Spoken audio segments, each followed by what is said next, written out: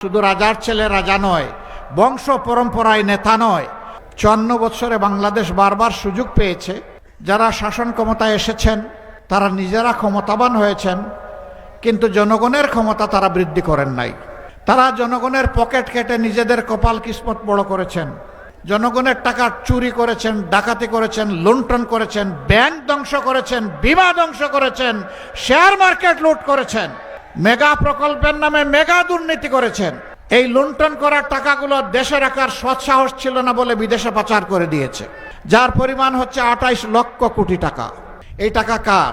এই টাকা আপনাদের। এই টাকা কার? এই টাকার মালিক জনগণ।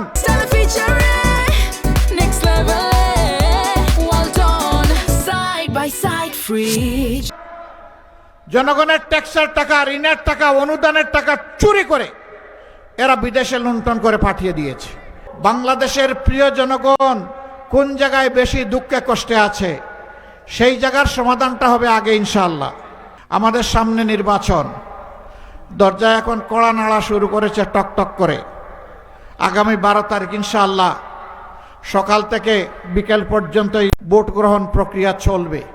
জুলাইতে আমাদের যে সমস্ত ছেলেমেয়েরা, তরুণ তরুণী, কৃষক, যুবক, শ্রমিক যারা রাস্তায় নেমে লড়াই করেছিল মানুষের মুক্তির জন্য, এই যুবক যুবতীরা কারো কাছে দাবি করেছিল যে আমরা বেকার ভাতা চাই, আমাদেরকে বেকার ভাতা দিতে হবে।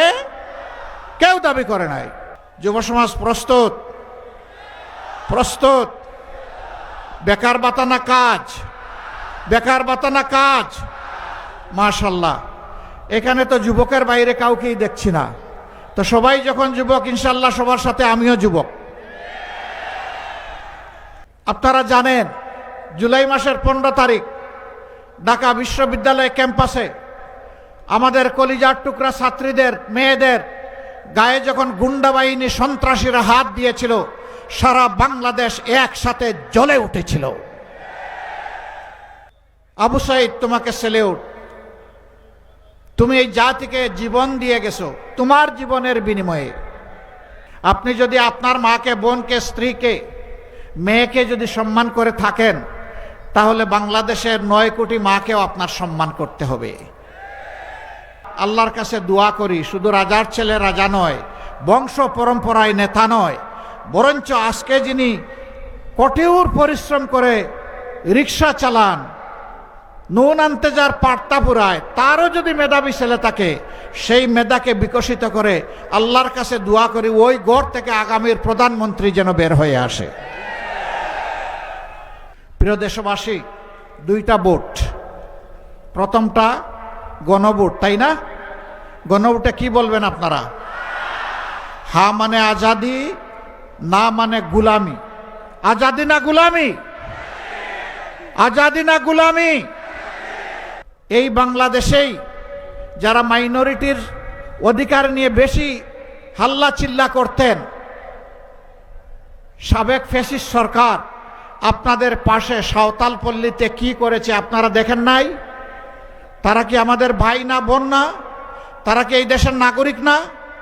আমরা তাদেরকে কথা দিচ্ছি, আমরা সবাইকে বুকে ধারণ করে সামনে আগাবো ইনশাআল্লাহ। আমরা সকলের নিরাপত্তা এবং অধিকার নিশ্চিত করব ইনশাআল্লাহ।